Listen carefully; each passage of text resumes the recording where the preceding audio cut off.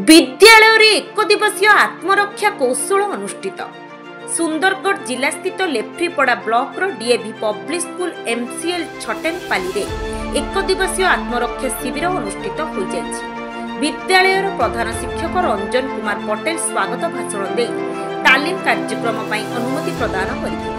पर जिलार अग्रणी अनुष्ठान जनसेवा गोष्ठी समिति जोगीमाल सुदक्ष कोच मानक द्वारा प्राय 50 जन छात्र छात्री को तालीम देथिले।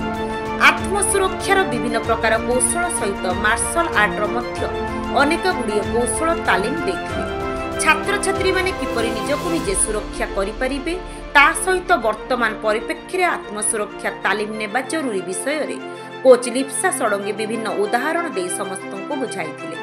सेमाने देथिबा तालीम को छात्री माने निज दैनंदिन जीवन में लगाई पारिले तांको श्रम साफल्य हेबो बोली मत व्यक्त करथिले।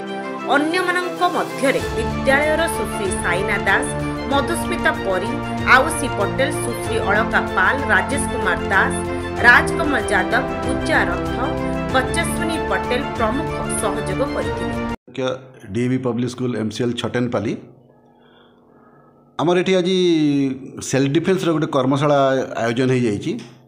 यार इंस्ट्रक्शन आसीला आमर एमसीएल हेडक्वार्टर रु कि जिते गुड़ी एमसीएल स्कूल अच्छी आज किसी ना किसी गोटे प्रोग्राम करेंगे और से बाबद को आज आम पाई सेल्फ डिफेन्स को बाछीलु। से आम जनसेवा समिति जेएसएस जोगीमाल रो श्री सुशांत कुमार चौधरी को जोगाजोग करूँ। से निजे एवं तांकर दुई जन साथी को लेकिन आसी आमर ये से कर्मशाला को आम आयोजन कलु। पाखापाखि 8:30 रु 10:30 पर्यंत चलला 2 घंटा व्यापी।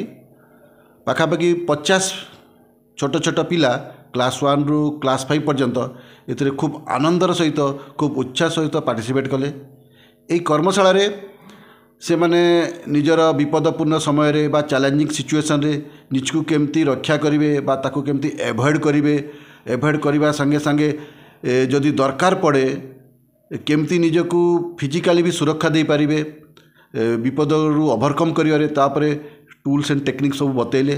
ता सहित से माने ताको प्रैक्टिस भी कराइले। एटा बहुत प्रेरणादायी होइतिला एवं प्रैक्टिकली एटा पिलांक पई पूर्ण उपयोगी साबित होइछि। तो मु आशा करी पिला माने तांकर ए बतैथिबा रास्ता रे को अनुगमन करी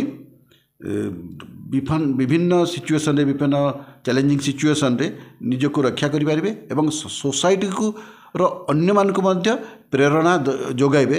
सेथरु आमे माने निजको सेल्फ डिपेंडेंट करि पारिबा बा आमे जो पेरेंट मानकर सब सदा सर्वदा गोटे कनसर्न रोची आम पिला छुआ मैंने बाहर को जाऊँच से केमती करेंगे कौन करेंगे तांकर यही जो टिप्स यही जो कर्मशाला पूर्ण फायदा मिलिबो एवं से माने उपयोगी साबित हेबे। मुझे से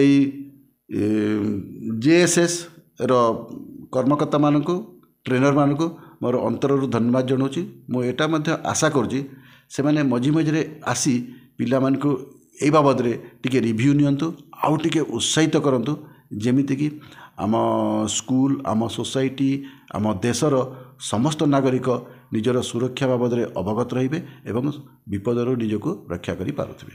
धन्यवाद। सुंदरगढ़ वरिष्ठ सांबादिक संजीव कुमार पाढ़ी रिपोर्ट ओडिया भाषा।